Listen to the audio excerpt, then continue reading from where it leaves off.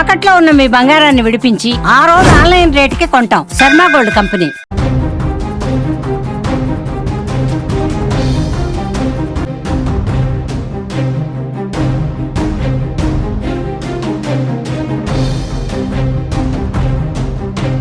పాకిస్తాన్ మరో పనికి మాలిన పని కొడిగట్టింది. ఉగ్రవాదులను పోరాట యోధుల్లా భావిస్తున్న పాక్ వారిపై తన ప్రేమను మరోసారి చాటుకుంది.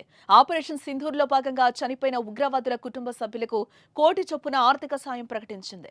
ఈ లెక్కన కరుడుగట్టిన ఉగ్రవాది మసూద్ అజర్కు 14 కోట్ల రూపాయలు ఇచ్చేందుకు పాకిస్తాన్ సర్కార్ సిద్ధమవుతోంది. ఆపరేషన్ సింధూర్ సమయంలో జైషే మహమ్మద్ చీఫ్ మసూద్ అజర్ ఇంటిపై భారత సైన్యం దాడి చేసింది.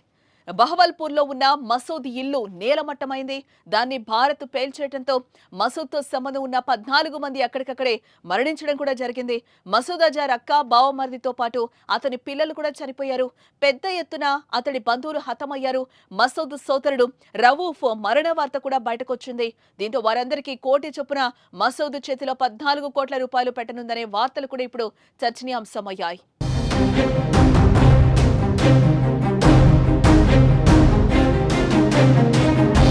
బహవల్పూర్ పాక్లో 12వ అతిపెద్ద నగరం. ఇక్కడున్న జామియా మసీద్ సుభానల్లా కాంప్లెక్స్ నుంచి జైషే మహమ్మద్ టెర్రర్ ప్లాన్స్ వేస్తుంది. దాదాపు 18 ఎకరాల్లో ఉంది. ఆ సంస్థ టెర్రర్ క్యాంప్ ఉంది. ఉగ్ర సంస్థ జైషే మహమ్మద్ హెడ్ క్వార్టర్ ఇదే. ఆ దాడి తర్వాత మసూద్ అజర్ భారత్ పై విషం కక్కిన సంగతి కూడా తెలిసిందే. తనను వదిలి తప్పు చేశారని, మోదీ అంతు చూస్తారని ఓ లేఖ ద్వారా హెచ్చరించడం కూడా జరిగింది. భారత్ దాడిలో తన కుటుంబ సభ్యులు చనిపోయిన విషయాన్ని తెలిపి ఆగ్రహంతో ఊగిపోయాడు.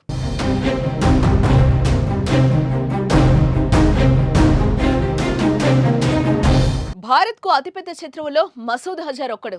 ఐక్యరాజ్య సమితి భద్రతా మండలి అంతర్జాతీయ ఉగ్రవాదిగా ప్రకటించిన 56 ఏళ్ల మసూద్ అజర్ భారత్లో జరిగిన అనేక ఉగ్రదాడుల కుట్రలో కీలక పాత్ర పోషించాడు.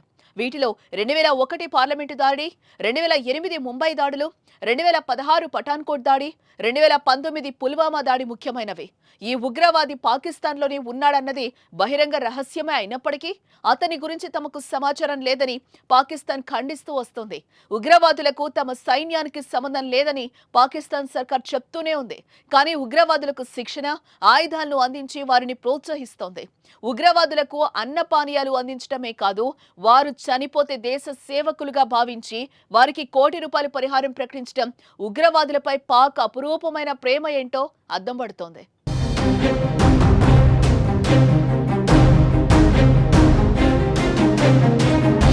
అమాయకుల ప్రాణాలు తీసిన ఉగ్రవాదులు చనిపోతే అంతా హర్షం వ్యక్తం చేశారు.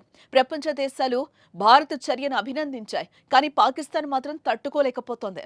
ఆపరేషన్ సింధూర్ తర్వాతనే సరిహద్దులో కాల్పులకు తెగబడి పరిస్థితిని ఉద్రిక్తంగా మార్చింది.